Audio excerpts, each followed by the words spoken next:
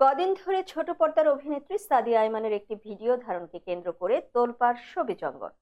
Viral সেই ভিডিওকে কেন্দ্র করে প্রথম আলো পত্রিকা থেকে সিনিয়র সাংবাদিক শফিক আল মামুন চাকরি হারিয়েছেন। বিষয়টি নিয়ে শোবিজে মিশ্র প্রতিক্রিয়া দেখা দিয়েছে।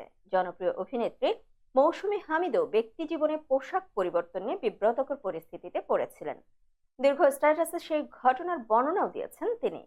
এক আউটডোর শুটিংয়ে রাতের বেলা পোশাক পরিবর্তনের রুম অনেক দূরে থাকায় পরিচালকের কথা মতো এক মাটির ঘরে পোশাক পাল্টাচ্ছিলেন তিনি।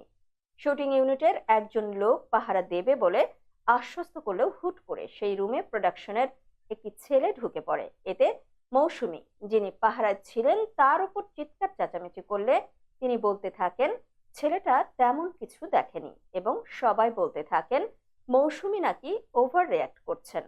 এদিকে সাদিয়া আইমানের ভাইরাল ভিডিও নিয়ে মৌসুমী হামিদ বলেছেন, অবাক হয়েছি যারা সাদিয়া আইমানের ভিডিও দেখে পোস্ট করেছেন। ভিডিওতে তো তেমন কিছুই দেখা যায় নাই তাদের উপর। যিনি ভিডিওটি পোস্ট করেছেন তার জন্য আমার কিছুই বলার নাই। উনি ভিডিও ডিলিটও করেছেন, আমি সাধুবাদ জানাই, কিন্তু সর্বনাশ যা হওয়ার তা তো হয়ে গেছে। ভিডিও বিভিন্ন জায়গায় ছড়িয়ে গেছে এবং মানুষের ট্রলিং হচ্ছে। তার ভাষ্য, যারা বলছেন এই ভিডিওতে তেমন কিছুই দেখা যায় নাই তাদের জন্য প্রশ্ন আছে। এই তেমন কিছুই না দেখা ভিডিওটির কারণে যে পরিমাণ নোংরা, অসভ্যতা, bullying, body shame, rape, threat মেয়েটাকে সহ্য করতে হয়েছে বা এখনো হচ্ছে, সেটা যদি আপনার পরিবারের কোনো মেয়েকে সহ্য করতে হয়, আপনি সেটা দেখার জন্য প্রস্তুত আছেন তো?